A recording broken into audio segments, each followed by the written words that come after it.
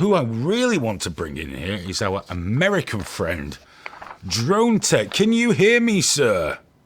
I can. Can you hear me? I can hear you loud and clear. How are you doing, fella? I am great, bud. How are you doing? Oh, you know what? Not bad. Enjoying myself immensely. Thanks so much for coming on, mate. Always appreciate it. Hey, no problem.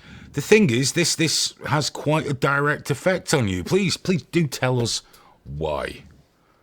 So, really, I got caught up in all this early. They demonetized my channel back in February, literally as the State of the Union started.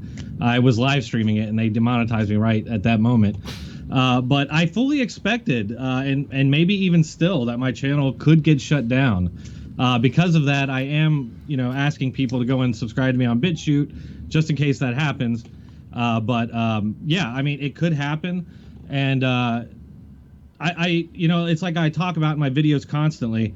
These people want to shut us all. They want all opposition silenced, and that sounds real conspiratorial, but if you live in America and you just see the media every day, and if you've been following it for a long time, you can see that's where we're headed.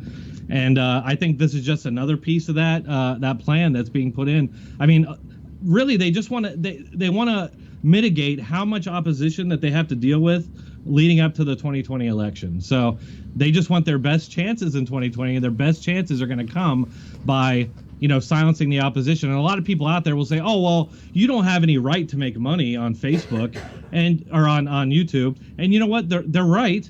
But YouTube claims to be an open platform for all ideas, and when you have it's almost exclusively right-leaning channels that are being shut down, that's a problem, because YouTube is going to play a part in this election, just like it played a part in last election, which is why this is all happening.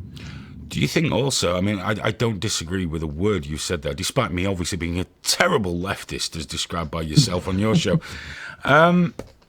Do you think there's also an element that this is an ideal opportunity as well for the mainstream media to crack down a little on alternative media?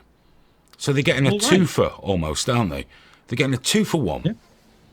And I've often said as well, I do believe there's a silencing of conservative voices on the major platforms, and I do believe that's true. But where do you see this going? What do you see the end point to this being? Well, I mean, it's pretty clearly going in a direction where, I mean, you're going to get on the internet, and it's basically what they want is they want left-wing ideas, left-wing ideology, all of their ideas, everything that they believe. They want that to be like the starting point. That's like the default position. And anything that questions that or is in opposition to that, they want to frame as somehow way outside the mainstream and extreme. And I think that's just where we're headed. And like you said, and like you were talking about earlier, Vox is owned by NBC.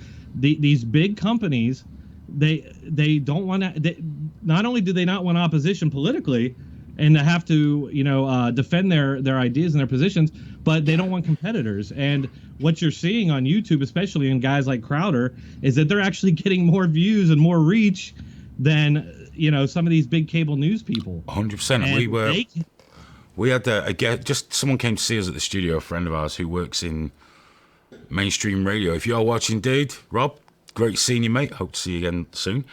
And we were talking about the effect podcast and podcasts and other independently produced media were having on the major companies, and it is having a genuine effect on them. It's having a genuine effect that they don't like. Now, obviously, certain companies, there's nothing they can do. But these huge corporations like NBC, CNN, they can exert massive pressure on advertisers and platforms, especially if the platforms, let's be fair, as centrist as they try and be, there's no getting around the fact that the Silicon Valley dudes are a little left of center. Right.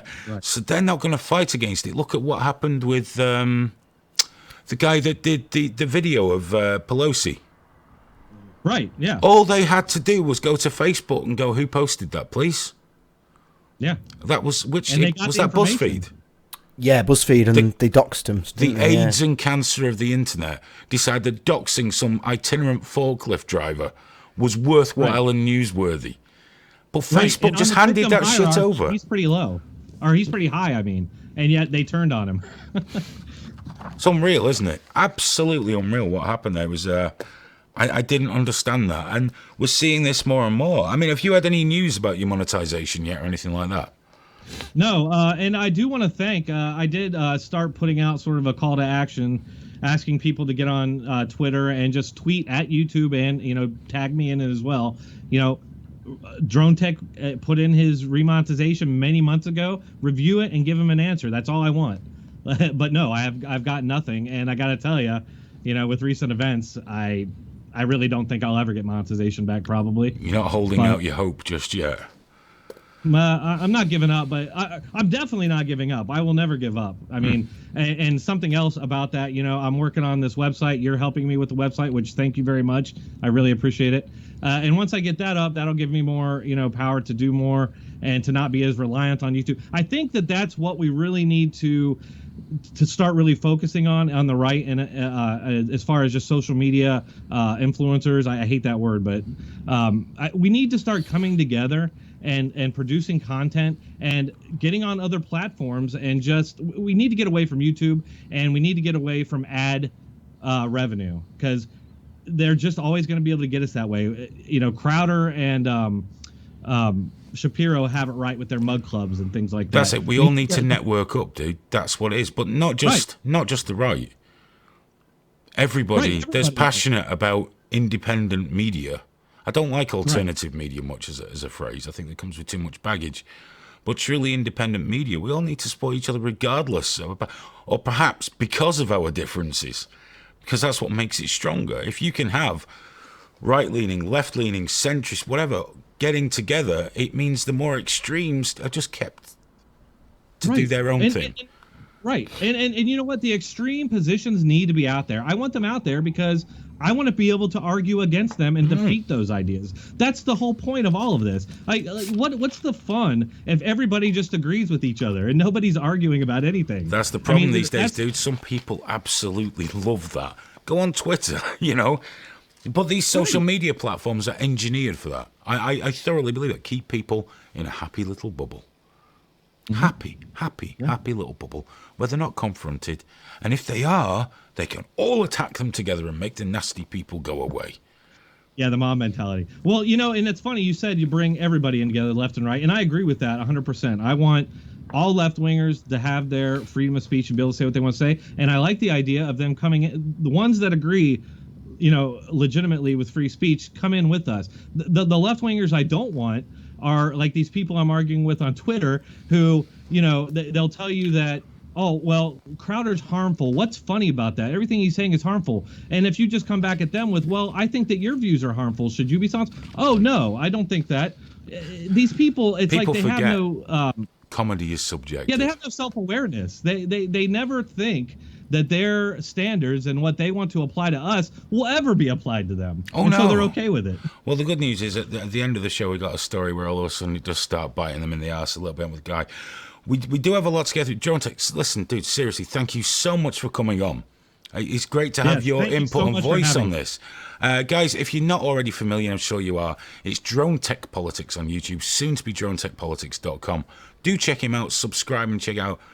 He has a great channel that, you know, you don't have to agree with, you just got to listen to.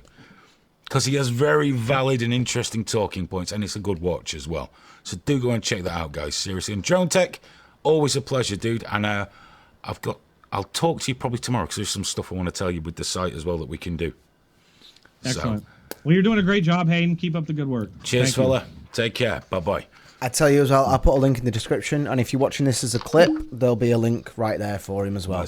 There we go. He's gone. Yeah, there'll be a link. So there'll be links click below on in the him, video. yeah. Brilliant.